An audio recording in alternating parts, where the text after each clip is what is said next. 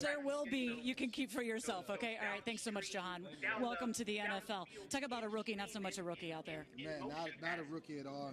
And we talked about how wise he seemed, how poised he was in OTAs and preseason mini caps and all those types of things. And then for it to come to fruition on this field today, I mean, just the catch, the first touchdown catch, just the route, the patience that he showed and got that touchdown. But then the adjustment that he made on that last play, the last it was outstanding. Outstanding. I mean, and Carson put that ball where only he could get it, by the way, turning his back on the defender there. Look, they talked about one of the strengths of him coming out here was his route running ability, and no matter what, he seemed to always kind of be open as well. So we're really seeing that come into play here. Just what he was doing in college, although, look, the game's faster, but he doesn't seem to be too slow for him at all, or too fast for him at all. He's keeping up speed as well. Okay, we're going to send it back up to you, Fred and Scott from down here. All right, thank you, Julie. Wow. Again, what a game. A lot of the players able to move after the catch and be able to get upfield and spin moves and and some really great stuff that we saw there. Some of the things that I think we've been missing the last couple of years with the team. Yeah, and I got sick of last year hearing how much we were missing from the game because of Kurt said. I got sick of hearing that shit. It's like, you just don't know. He adds a whole nother layer to the offense. And I got sick of hearing it. So then to see it, to see the fact that he can run the ball and they're not afraid to let him run the ball, to see that he's a threat to catch the ball and then make a person miss, to see that he's also a downfield threat, even though we didn't do a lot of downfield stuff with him. Yeah, by the way, you got Terry, you got Dotson. It's exciting. This is a wide receiver core. We definitely haven't had one of those. A wide receiver core. 3 guys. Well, I want to speak to that a little bit. Wentz went for 313 passing yards, but if you look along the line, nobody had more than 50, right? So it was so many people got involved beyond the top 3 to 5. I mean, it's just everybody got in there. And it's rare to see a 300-yard passing game without somebody going for more than 75 at least. So I thought that's an interesting thing to see that he had some decent chemistry with a wide range of players, which is something I like to see in the first game. Yeah, having multiple receivers or multiple players with catches gives the defense multiple things to think about. Everybody becomes a threat. You got legitimately McKissick, Gibson, and Samuels, who are both run or passing threats. You can line them up anywhere, and they can make a play from anywhere. Gibson makes a play up the seam, and it's beautiful. McKissick running the ball for 8-9 yards at a time where we really needed to get a chunk of yardage. It's good to see them mix everything up this way. It's a wonderful thing to see. No doubt, no doubt. Finally back in the building, I figured out what was going on. I had some other feeds going that was shutting down my main feed. I don't know how that happened, But like you said, like you guys were talking, very good points about the receiving core. Robbie with the points about, nobody had over, 70 yards receiving. Gibson had 7 for 72. Samuel had 5 for 55. Terry had 2 for 58. He scored. Dotson had 3 for 40 with 2 touchdowns. I mean, you got to give a shout out to the rookie. He had a quiet first half and got that touchdown in the first, and then got the second one in the second half. That second one, they said he had good hands. Yeah, that was a hell of a catch. Wentz, I feel like he did a quality job. They put him in a good position to win. Early in the game, he was getting the ball out quick, hitting the receivers, like you said, hurt in stride, not having to wait for the ball or, see where it's going to come down at because it's a wounded duck. And he was putting them in a position to be successful. And that's what I was speaking about earlier, that, we have the talent, but the question is, are the coordinators going to put these players in a position to be successful and win on the field? And in that first half, we definitely saw that from Scott Turner, the diversity of the playbook, where he was going. He kept them off balance. Like you mentioned, I'm not really a fan of the third down shotgun all the time. Sometimes you got to, run it down their throat sometimes just to let them know that, hey, we still can play smash mouth too, but we got a quality quarterback now. Defensively, there was some communication issues on the back end, and they were talking about how much communication that was being done. Granted, Curl wasn't out there. You had Forrest out there, Reeves out there, different positions. But they just have to fix those communication issues. But I feel like for the most part, Del Rio's game plan was pretty effective. It was definitely, you know, better than we've seen in the past. It's just that third quarter that we know, like I said, Doug Peterson is a masterful game planner and game caller. And the way they sputtered in the first half, I knew they were going to come out in the second half with some new tricks and, you know, ways to open it up for them to get the ball to their playmakers and get the ball out of Lawrence's hands. And I felt like it took Del Rio too long to make the adjustments to his adjustments. But like I said, I'm not going to, you know, beat a dead horse on that. They got the win. They stepped up when they needed to. Shout out to Derek Ford, second-year player. They talked about how well he played in camp and that the light, you know, finally came on for him. That first hit in the first half on ETN, jarring the ball loose, and I felt like that was a fumble. Because, for sure. Yeah, he went to go make a football move, and he went to move the ball, and that's when the ball moved after he made the football move. And the game-sealing interception, you know, I'm liking what I'm seeing. Week one, you know, nobody's going to be perfect, but it was a damn sure good way to start the season out. And that's something else that we've really struggled with as a team, as an organization. Of course, a lot of that was the same guy with the same problem. We used to take too long to get going. Mm-hmm. It would take 2 or 3 games to find what works for us. And by then, everybody else has moved on. Yep. It's nice to come out strong. And more than that, it's nice to know that we've come out and we can improve upon this and hopefully not go backwards. Because it's just frustrating to have to wait till week 4 for Wentz and Terry to get to a connection. And I guess that's what happens when you take practice more seriously. Practice becomes almost like a game.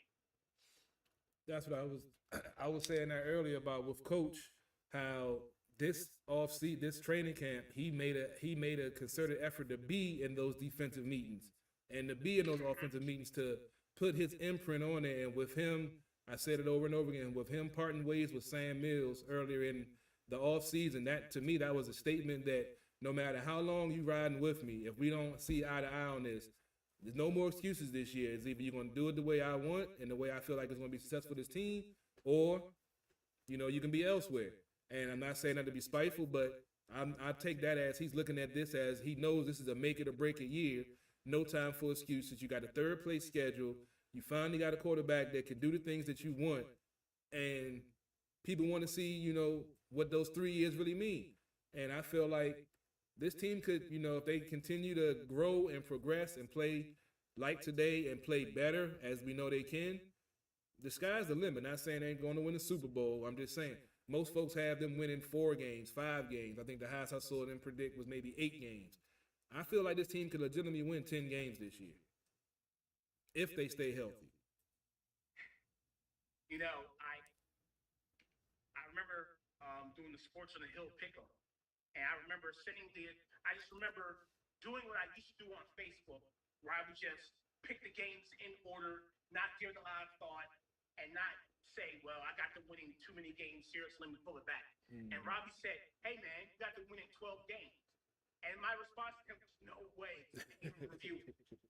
He's like, you want to change it? You want to do a second one? I'm like, no. I felt the way I felt. And that was me being truly optimistic. And this coach, he's shown me improvement. He's shown me that this means things that were taken for granted before mean something now. Practice is important. Preseason wasn't very important, but in the business world, they call it a landmark fire, where you just firing the defensive line coach. And some would say is to make room for Kerrigan. I hope that's not the case. But to fire him sends a message to everybody. Mm-hmm. Like you said, no excuses. But everyone's held accountable. Mm-hmm. If anybody's not pulling their weight, they can go. Whether it be a backup tackle, whether it be a defensive line coach, whether it be a safety, wide receiver, anybody can be gone. And it looks like the right move right now. Defensive line was a lot more shifty. Can we talk about how disciplined they were at keeping Lawrence in the pocket? Because we saw against Kansas City what Patrick Mahomes did, because they weren't being gap disciplined and weren't staying in their lane assignments. I got to give them an A+ on this game, because they stayed gap disciplined. When they got even with Lawrence in the pocket, they didn't continue to rush upfield and let him sneak out of where they just left from. They played disciplined, smart football. And unfortunately, we saw Mathis go down, but I saw that he was questionable for a return, so that hopefully is a sign that it's nothing major. It looked like it was a hyperextension of the knee when I looked at it on, re-looked at it on during the game. But hopefully he'll be okay. We saw Allen went down later in the game. Hopefully we be okay, because we all know the defensive tackle is the lightest position on the line. We only have 4 guys, if you count Wise, because they had him listed as D-end, but they got him playing at D-tackle. So I know a lot of folks was upset with Settle and the Unitas being gone. When we had the depth, you know, it was a luxury. But like I said before, you can't keep everybody, unfortunately. And it's a good problem to have. Yeah. A good problem to have is, man, we can't keep these depth players, these backup players, because we had to sign a superstar. We had to sign Terry. We had to sign Jonathan Allen. There are decisions that are going to have to be made. It looks like they've already made a decision on Deron Payne, and they're ready to move on unless he's willing to, you know, take a deal to stay. I still think they should trade. If you're not going to sign, that's something we've never done. We've had players where it's like, yeah, we know we're gonna lose this guy. We know he's not going to resign. Let's get something for him now. That's not something we've ever really done. We've always been content with the compensatory picks. So you don't want more than compensatory pick for this dude. So you don't think there's a chance that if he has an outstanding season, they would try to re-sign him? Because he's definitely motivated to play well. They never closed the door on not re-signing him. I don't think we're going to be able to afford him. Yeah, I don't Chase think and we're going to be able to put that much money in 2 defensive linemen. True. And then you got Sweat coming up. At some point, you're going to have to sign Chase Young. No, you can have Jonathan Allen and you can develop somebody next to him. Yeah. For the price that he will cost. True. Yeah, he has been quality, you know. But like we said, you can't sign everybody. And, you know, we just got to make sure we got depth at the defensive tackle. I got to look at the practice squad to see who else is on our practice squad because, yeah, we definitely going to make sure they have to keep that interior stout. And Ryan Kerrigan, I hope he continues to enlist his knowledge and tutelage on this defensive line and get those guys, you know, where we think they should be on paper. I really didn't get. I looked at the game, but I didn't really get a chance to examine the game, so I didn't really get to break it down like I wanted to. I'm ready to go ahead and just go ahead and break down the stats real quick because I got to get ready to wrap up and get ready for At the Bar Radio at 6. And after I get the stats, we can give our final thoughts and looking forward to Detroit next week. I believe they took the loss to Philly today. I believe. Just barely.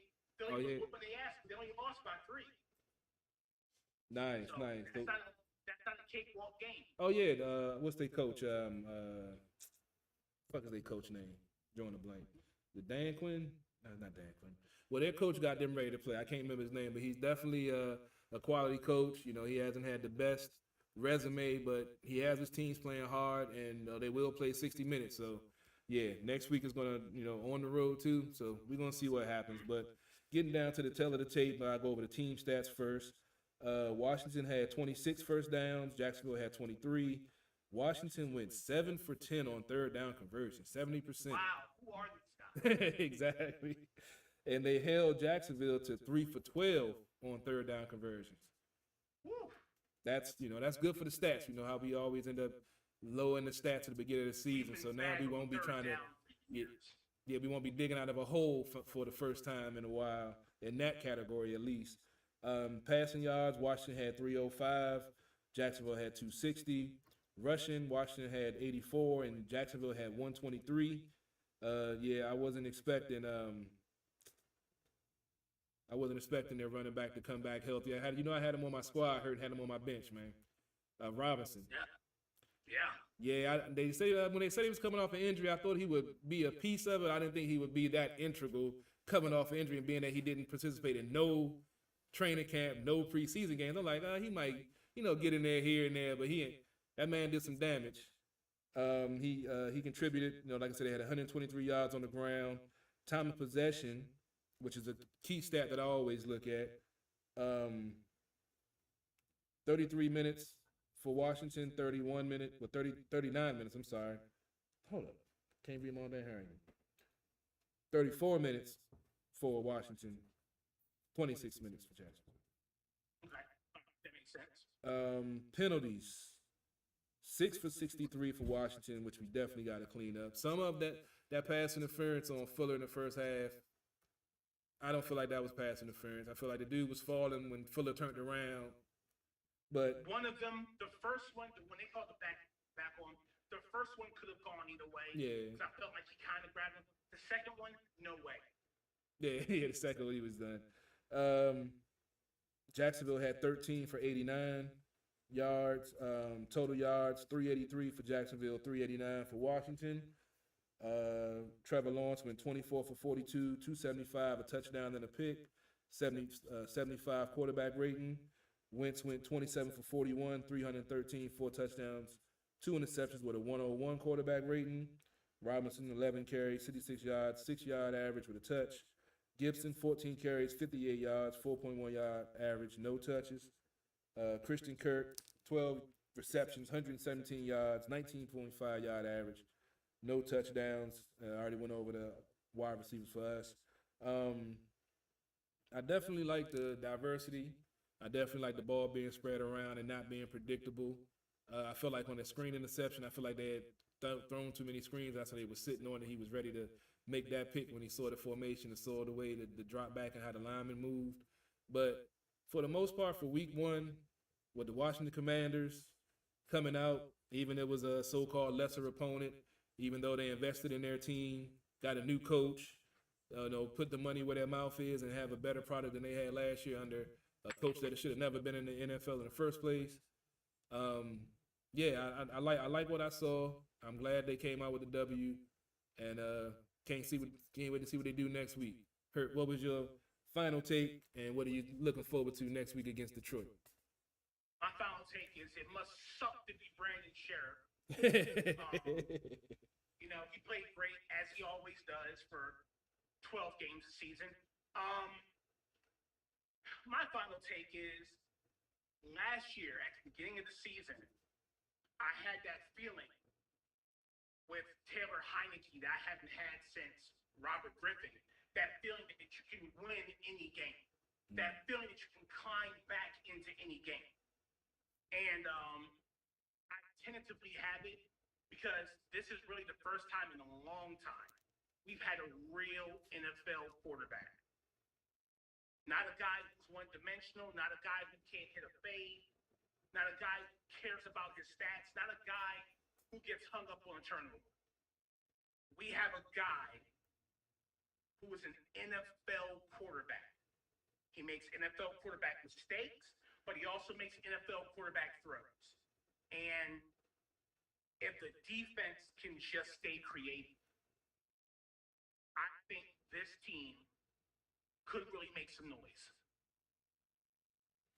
I definitely agree. That 4-2-5, I love the 4-2-5, and now they have the pieces that they can utilize in the Buffalo nickel. And a lot of folks complain about the 2 linebackers. We saw Davis out there making plays today. Cole Holcomb. We only have 3 linebackers. That's a great call. Cole Holcomb out there, the tackling machine. I love that dude. He hasn't missed the game. That dude hasn't missed a snap. Nobody talks about that. That dude is quality. He knows where everything's going. He just takes a little longer to get there. Yeah. But when he gets there with a force.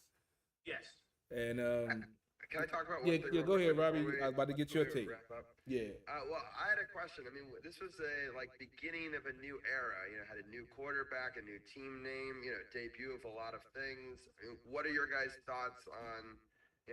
We've had questions about the rollout, obviously, but now we're in the brand. We're now have to be Commanders fans. Some people still upset about that.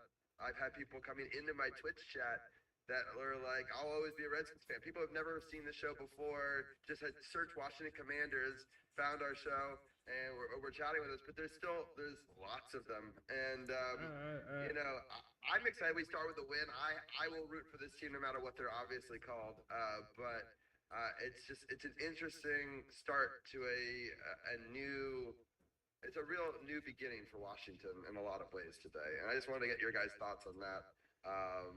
And then I also wanted to get both of your guys' thoughts just real quickly on 9/11, just because it is that day. It was obviously, I remember going, in 9/11, 2011, to the game after that and how powerful that was with the 10-year anniversary game. And I just wanted to get your thoughts on those two things real quickly, and then we can get out of here. But Carol, you can talk about either one of them. With the team going forward with the rollout, I don't really kind too concerned about the name. Once they start winning, people going to either get on or not. I understand the longtime Redskins fans that only know the team as that.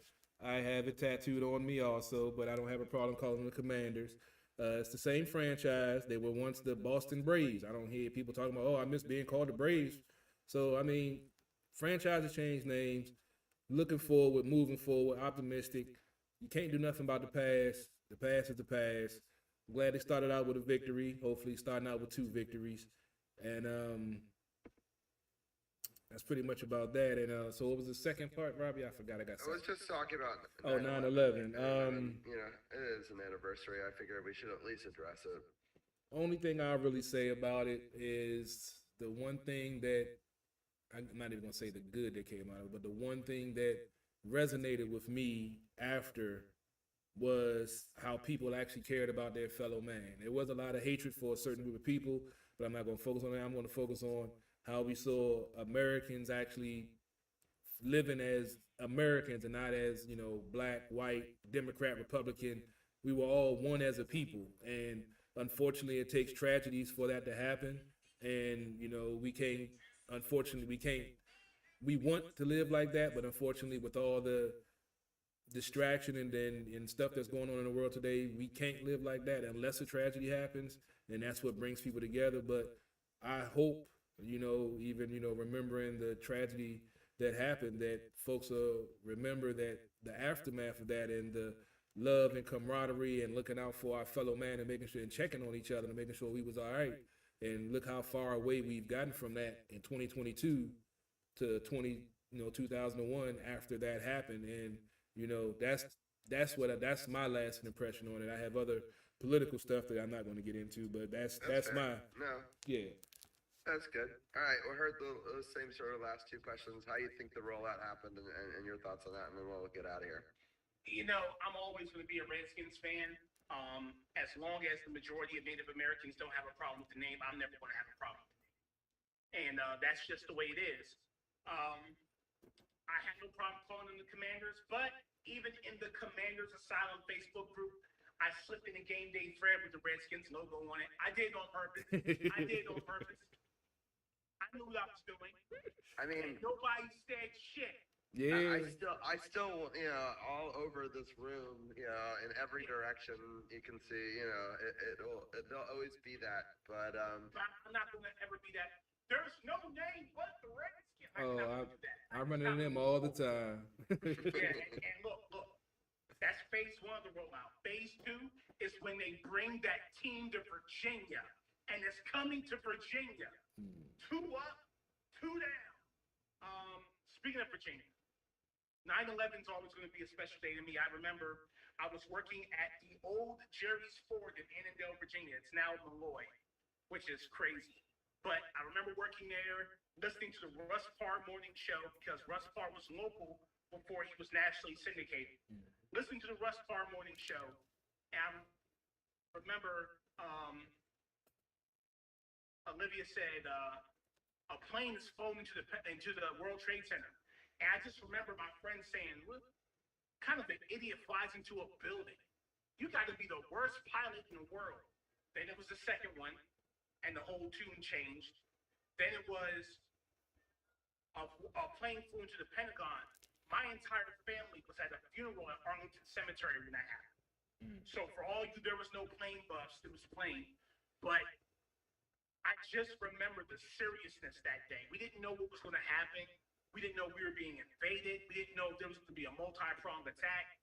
I just remember how everybody stood up in that moment. Like, I spent the entire day traveling around picking up loved ones and making sure they were getting home okay.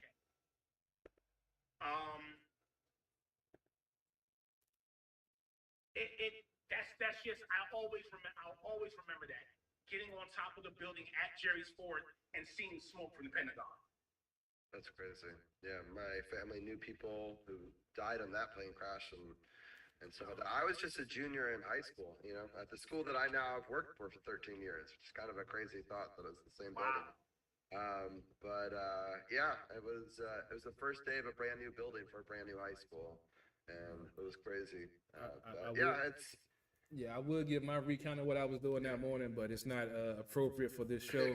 I'll probably talk about it on At the Bar Radio maybe, but I can't talk about what I was doing. Well, that's a good plug to do later for that, for sure. I had to give a teaser for the show. That's right, there you go. I like it. I'm with it. Oh, man. All right, well, we'll let you guys really quickly end the show, and then on my end on the Twitch stream, we're going to be rating the Josh Turk, who's actually front page right now, which is really cool. A good friend of mine. So we'll be rating that on Twitch, but I know that Carol's going to end his feed here. I'm actually going to end our Facebook live feed, but you can give your final take as well, Carol. Yeah, appreciate everybody checking us out. Sorry for the technical difficulties for my viewers on my pages. I don't know what the hell was going on. But tune in tomorrow night, Sports on the Hill podcast. We'll be talking Commanders more, breaking it down. After the coach did his post game, I haven't had a chance to check it out, give my thoughts. I believe we'll have Dujanet also and DC's People's Champ. I'll do a quick recap of the Nationals week that was. It wasn't that bad. It wasn't that good. They're currently still playing the Phillies right now. Had a rain delay. I believe they're down 1-0 last I checked. And tune in at the Bar Radio, starting live around 6 o'clock. We'll be talking a little bit of sports, as always, politics, current events, entertainment news, and whatever else is being talked about. And Big Hurt, appreciate you coming on. Start to the new season. Hopefully we can do it again because, you know, Sundays I do 3 shows and, you know, it gets taxing. I'd love to have people come on and help me. I understand. Yeah. You already. I only got to explain. Yeah. So, I'll definitely try to make more of these. Hey, man, we'll be here. Give a quick week 3. I will be at the game, so probably no post-game and pre-game. I'm going to still try to make at the bar, not sure. But it look like I will be at the Eagles game. I'm going to try to go live. Might even try to, you know, hit the post-game live on there, maybe do some streaking or something. I don't know. Try to get something to go viral. Who knows, man? Trying to get this thing off the ground. Yeah, we'll probably not do these produced ones. I'm lucky that my family's out of town, so I could do that. But I look forward to being on the show tomorrow. Carol, Dujanet, we may even have Champ joining us as well. It'll be a fun time having a victory Monday. 28-yard field goal attempt is good for Minnesota in their game with 3:54. There's some interesting games all around the NFL. What's the score of that Minnesota game? Minnesota's now up 10-0 over Green Bay. I picked them for the upset on FanDuel. Come on, Kirk Cousins. Nice. And I think Kansas City's up 20-7 over Arizona with 3 minutes left in the JJ Watt is out, and I think an alert came through that looks like TJ Watt has a torn pec for the Steelers. Didn't say if he was out for how long, but I just got that breaking news just came through a little while ago. Yeah. It's going to be 8-10 weeks. Yeah, that's what I was figuring. At least 6 to 8. 6 to 8. Yeah, well, for sure. As we always try to keep you up to date on all the breaking news that's coming through, but appreciate y'all checking us out. Follow Robbie on his Twitch channel. He has some more things going to hurt. Give a shout out to your channel and all the big things that you're doing before we get up out of here. Hey, everybody. Look, life versus lymphedema. We still rocking. I've been taking a little bit of a break, you know, getting my daughter situated for school, but new content will be up this week. Life versus lymphedema, YouTube. Life versus lymph on TikTok. I gave in a guy TikTok, and all I do is cuss out all the yummy foods I can't eat. Yeah, that shit do be funny. I do be laughing. That's my therapy, man. Look, that's why I did first. Champ has some breaking news. Texans and Colts finish in a tie. So there was 2 games that could have ended in a tie. The Pittsburgh got a field goal with 5 seconds remaining in overtime to make it not a tie. So Pittsburgh won that game. The other game did end up being a tie. That's crazy that 2 games went that far into overtime. So. Jim Irsay. Yeah, how do you feel with Matt Ryan with that quarterback? Get a tie. I'm eliminated from the Hurts House survivor pool because I picked Cincinnati. Oh. Sorry. That's it. Out of there. Damn. First week. It was not good breaking news for Hurt on that one. Sorry, man. Yeah, I forgot to do the Survivor. I've never really been successful at the Survivor, Joey. Yeah, I suck at that. Me neither. I'm on my second night. We'll see what happens. All right, well, we about to get up out of here. Gary get set up for At the Bar Radio. Robbie Gray do a switch thing, and Hurt probably about to go have some fun doing something crazy like he always does. Appreciate it. There's some Red Dead Redemption 2 in my look. Totally off subject. This is going to be just so far left. For those of you who played Red Dead Redemption 2, did you know that in the story mode, if you have the fast travel at your base, if you set up your camp anywhere in the wilderness, you can then fast travel from that spot to any other level in the game? I just found it out yesterday, and it changed my playing experience. That's all. All right. Well, Redskins. that's cool. Now we didn't cover gaming on the show too. So hey, we're expanding our audiences, man. I gotta put that in the tag headline. I don't know what the hell you was talking about. I don't know what video game it is, but I'm tagging gaming in the feed. Maybe we get some more views. Fuck it. All right, that's what's up. All right, man. Y'all be easy, and we catch you next week. And appreciate as always. Sports on the Hill podcast, DC Sports Without the Politics. It's not just a catchphrase. It's not just a motto. It's what we do, and we out. Bye, Brandon Sheriff.